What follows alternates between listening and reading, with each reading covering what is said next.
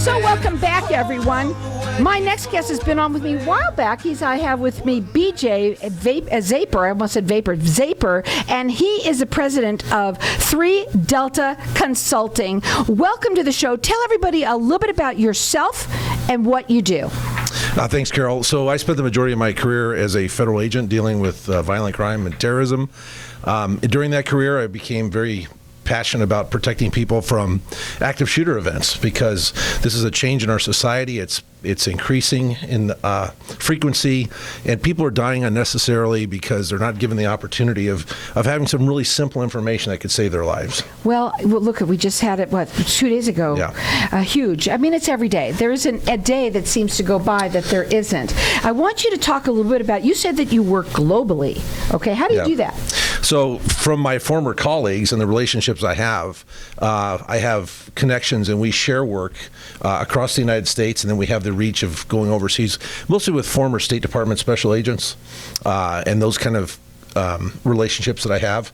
My engagements are primarily in the United States, but we have the ability, one of the things we do in 3Delta Consulting is due diligence work, sort of pre-investment search type of things, also some threat management on personal threats, and sometimes those things takes us offshore.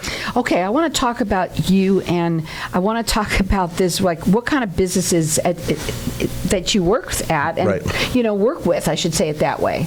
So I've done engagements with companies as large as Starbucks and a large educational system to small 15 employee businesses. And so it just depends. It's the same message. And it applies whether it's a corporation with 5,000 employees or 5 employees. And it's just something that is so imperative. Additionally, I do it for pro bono basis for private schools, small schools, and places of worship. I'll tell you something, it's just amazing. Why do you think this is happening so much? I have an opinion on that. I also teach at Arizona State University. There's a lot of research in this area, but there's sort of a gap to address the one unspoken issue, which is a societal change in the United States, a cultural change. We have gone to a culture of self-aggrandizement. The self is more important than the whole, and people have lost their connection to a family or to a higher power. So they're not really accountable to anything but themselves. At the same time, there's so much pressure, and I dare say it through social media, to have recognition of oneself, even if it's not earned through accomplishment and hard work, but through something insane, actually. And so these things are perpetuating, and there's a lack of accountability personally because people don't, they don't submit themselves to a higher being for a living, really. So I want to talk about this because I think it's hugely important. First of all, I think every business out there, small, medium, large, doesn't matter, really it's very important for us to be able to take care of our employees, ourselves, but our employees. But when you come in, you do a free consultation. Yes. Right? Mm-hmm. Tell me what you do when you get in there. So we also have the capacity of doing security assessments. Just what's the general level of risk for employees? Because the number one causation of workplace violence is domestic violence. It's stuff from our personal life that comes to work. It could be a problem with a neighbor. It could be a deteriorating marriage. It could be a stalker. It can be these other things. Secondly, it's a disgruntled employee. And statistically, that's somebody who comes back 6 months later after termination. And then third is this all-cause sort of sociopathic mass shooting event thing. But all of these things we're vulnerable at any location where we have crowds. And this is not just the workplace, this is concerts and movie theaters, places I've personally stood amongst casualties, bodies of people that are men, women, and children, which was an impact on me because it wasn't the type of drug or gang homicide scenes that I may have been exposed to. These are just people going about their business and their life. And so we provide that basic security assessment and then message this thing to give their body, their brain, a place to go in the event they encounter a hostile assailant. Now, the phone number to call is 651-402-8628. Yes. You're also on LinkedIn and YouTube. You do complimentary consultations. Your website is 3deltaconsulting.com. The other thing that I want to talk to, very, very, very important, is that when somebody comes in, they have you do this, okay?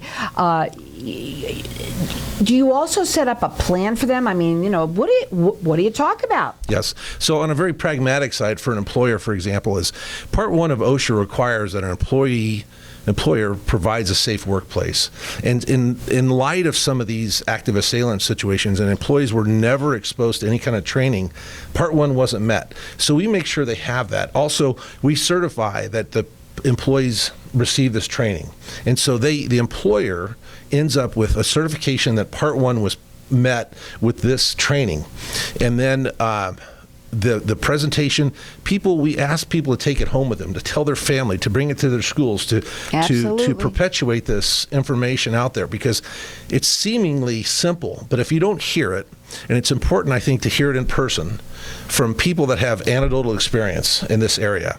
I have brought to some large engagements the people that have survived some of the most notorious mass shooting events in this country, including places of worship, I have a client that school. comes on. Yeah. She was at the Vegas one. thing, and there's lots of them from Vegas.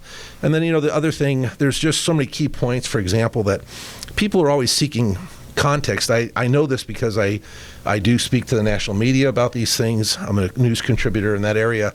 People are always seeking context. They want to know that somebody was filled with hate against a race or religion, but in reality, they're the same person. And that is, they have a lack of conscience and a lack of empathy. And so they're a human monster. They don't look like a monster. They look like a nice person, but they're functioning basically as a killing machine. And so to teach people those things on how to react, you don't need to have the technical skills or anything about where to do this, that, and everything, but your body will now have a place to go instead of the normal reaction to hostile gunfire for most people is to freeze solid, because that's physiologically what your body does. It's too overwhelming. Unless you've been in the military where they train that out of you, or you came from a really hostile upbringing where that's also been trained out of you. But we have to overcome that, and we have to have action, and there's action you take to save your life. So it would seem to me that everybody should have to do this. Is it law? No, it's not. And that's the thing is, and believe me, I encountered a situation where a company or an organization does not want to have the training, even if it's offered for free, because they feel that some acknowledgement of it through the training makes it seem like there's a possibility of it happening there. But every place is vulnerable. We do many other things too in terms of general security consulting. We do investigations. I've done HR investigations on executives and members of a board that are having some issues and those kind of things. And then public speaking, presentations, leadership consulting, we do all of that. Yeah, I do a lot of that. Now, again, he works globally, complimentary consultations. He's also on LinkedIn. You can check him out there, YouTube. His website is the number 3Delta Consulting.com. Also, the phone number to call. Now, I'm going to say this.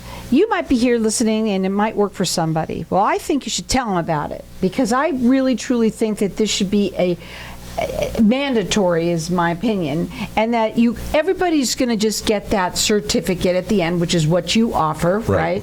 But a little bit of peace of mind doesn't give you complete peace of mind, but at least to know that there's a plan, that you have a plan, you know what to do. Is that correct? Yes.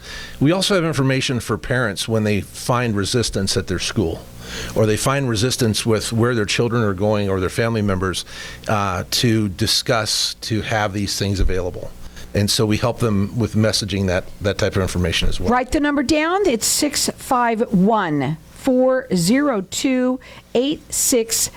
I got to ask you, got a couple of them on my own, if that's okay with you. Absolutely. Because some of these things we just need to, because it's so prevalent, and it just happened, and it's not one, it was like three shootings yesterday. We're getting so used to it that it's so common that, what should we do?